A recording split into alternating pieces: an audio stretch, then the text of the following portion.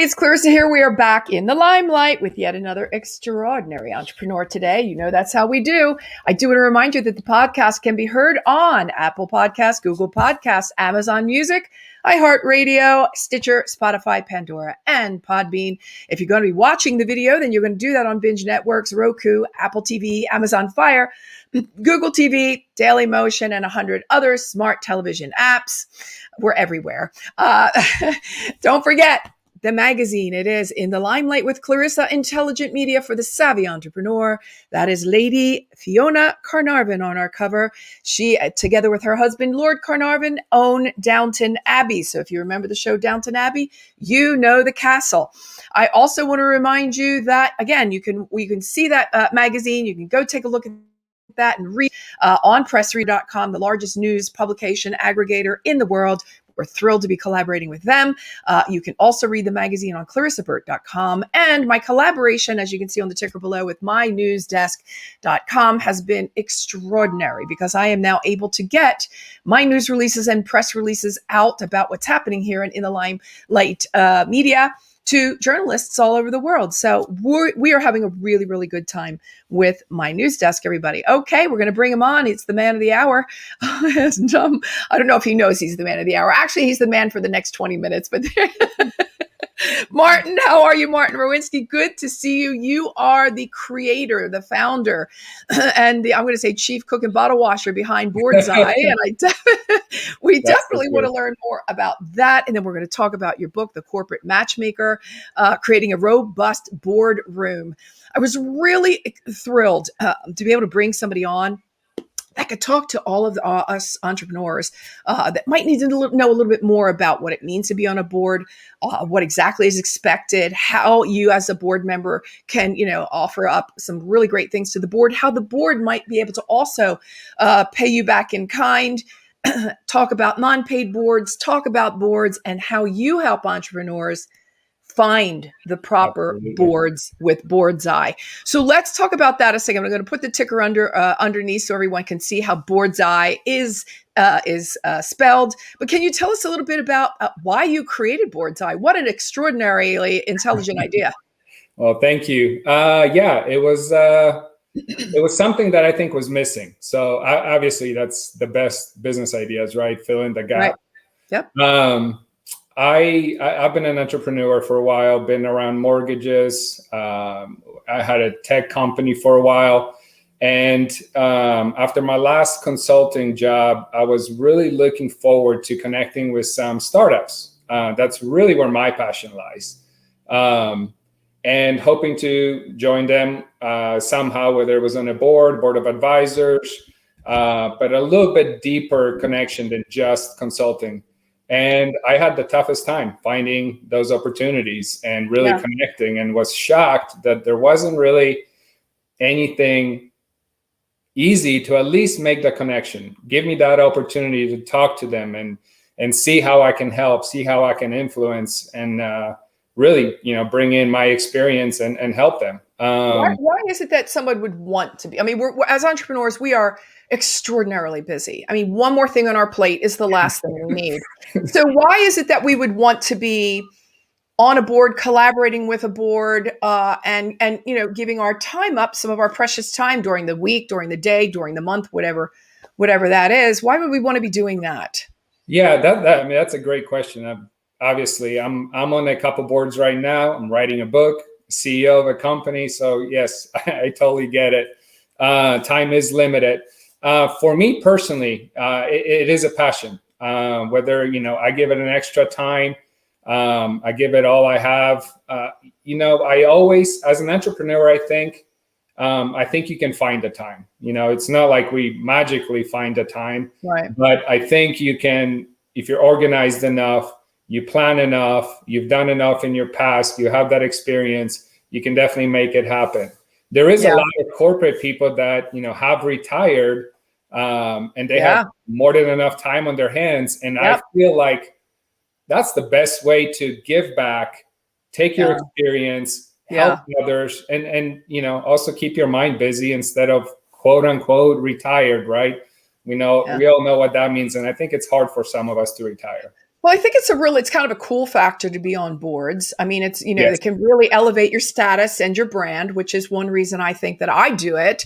Yep. The other reason also is because you can learn what you don't know from the other board members in the meeting, right? I mean, it enriches Absolutely. your experiential, what's the word I'm looking for? Your expertise. Learning, right? You're Yep. learning, right? Yep. So that's another really great reason I think that I would do it. And then I love being able to share what I know in order to help others. So I think that's a great way of going about it too. Going back to what you said before, I love the saying that says, if you don't want to work a 9 to 5, be prepared to work 24/7. And, and we as entrepreneurs, we really do know that. Yeah. So let me ask you another question. Paid boards or non-paid boards? Yeah. There is a range there, right? Nonprofits, for the most part, you're going to be on a board for no payment. And at the same time, you might be asked to help with fundraising, whether you're the one writing the check or whether you're reaching out to your network trying to do some fundraising. Right. Again, not a bad thing if you believe in the nonprofit and what they're doing. If your mission and vision and your values align with it, it's a great way to step in and help. And if you don't have any board experience, it's a great way to start gaining some of that experience, meeting other board members that might be richer in that experience and learning from them. And then you can take that to the next level. Next level, I would say, would be board of advisors. A lot more relaxed, a lot, not regulated. That's the step you want to take, where you're actually paid. Sometimes it could be only equity. It could be a combination of both. But you really make a difference in a private company. You could help with, building it out to some kind of an exit strategy. Might be an IPO. Obviously, there's a lot of gain there, or a merger or an acquisition at the end. So a lot of great options in the private market. And of course, the last one that everyone wants to, that this is the big thing that everybody thinks they want to get on, which is public companies. And that one, of course, is definitely going to be a lot more time consuming.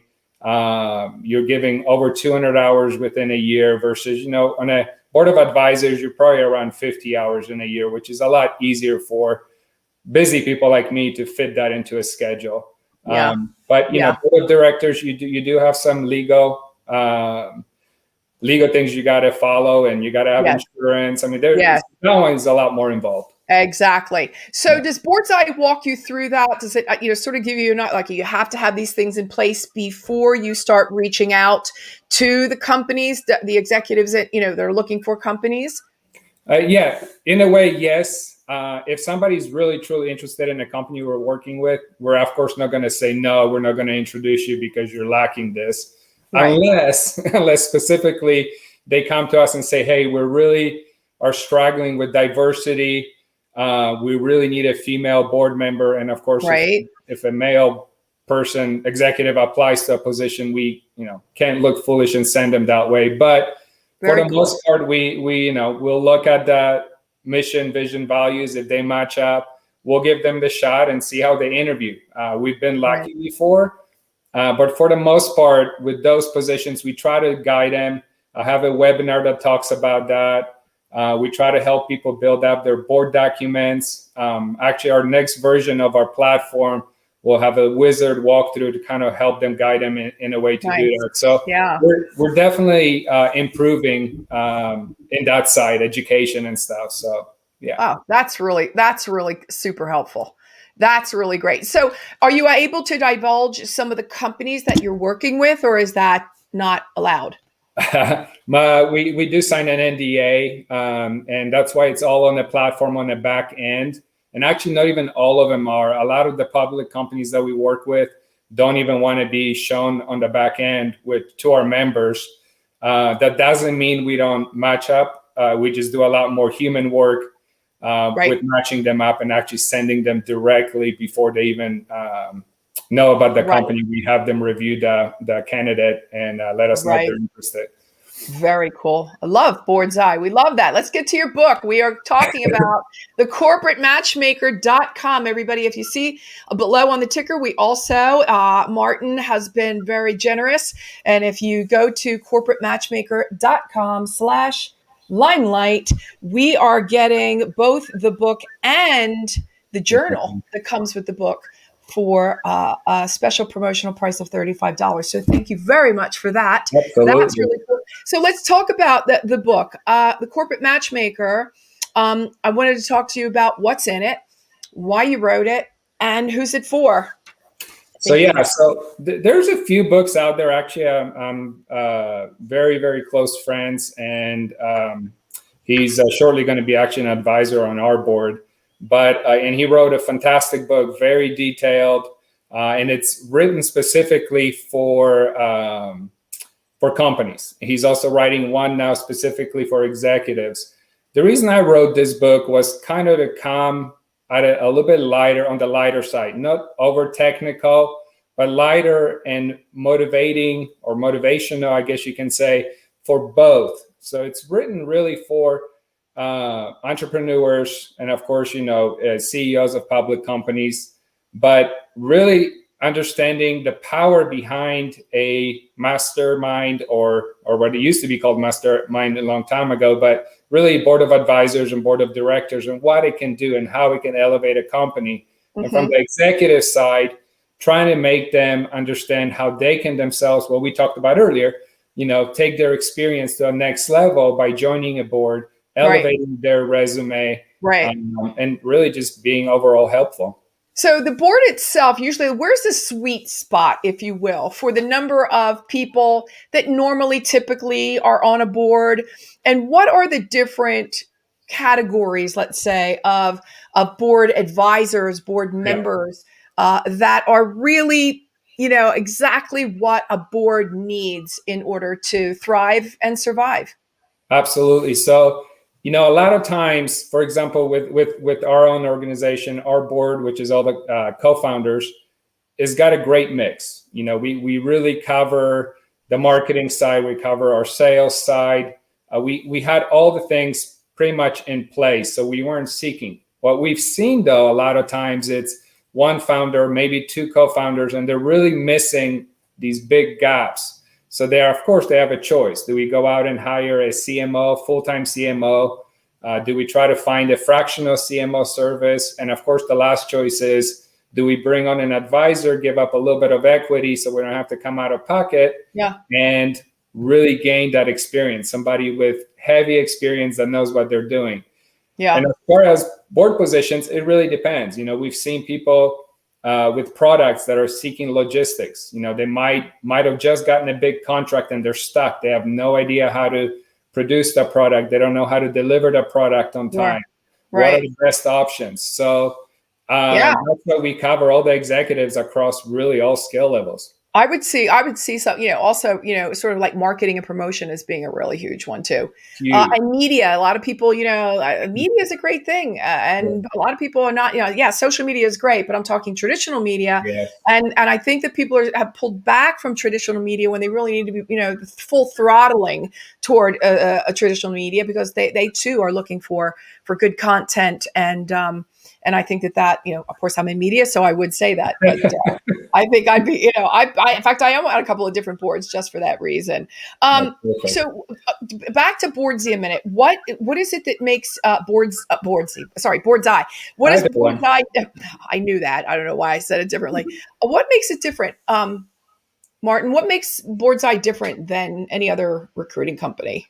So one of the things that we bring to a table is basically being niche. We don't really focus at all for full-time positions, even though we actually just got off the phone with a pretty large company, and they're looking for a couple board members, but they also asked for two positions that are full-time positions, and see if we can do it. And of course we can. We don't normally do that, but if they ask, we're not going to say no. But I think that's what really makes the difference. It's our niche. We want to focus on boards. That's what we want to be known for. Yeah. The reason we're called Boardsi. So really want to focus on that and be the expert in the industry in recruiting boards. Yeah, I really like the idea that there's a middleman between. I love that idea as opposed to just here's the website, you guys go work it out. You're in the middle and Yeah, you know what both sides are looking for, therefore you're the best man for the job. Absolutely. As far as entrepreneurs are concerned, what advice would you give to young entrepreneurs starting up? And we ask this question frequently, especially during COVID, this last year and some, because how everything changed, just sort of flip-flopped overnight.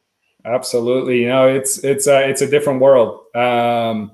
So from the entrepreneurship, obviously I don't need to get into the basics of, have a good idea, have passion for it, get ready to work 24 hours, like you said. But the advice that I can give from the Boardsi side of it is fill in the gaps and build your board. The earlier, the better. There is no perfect time. Yeah. The time is anytime. I mean, Yeah.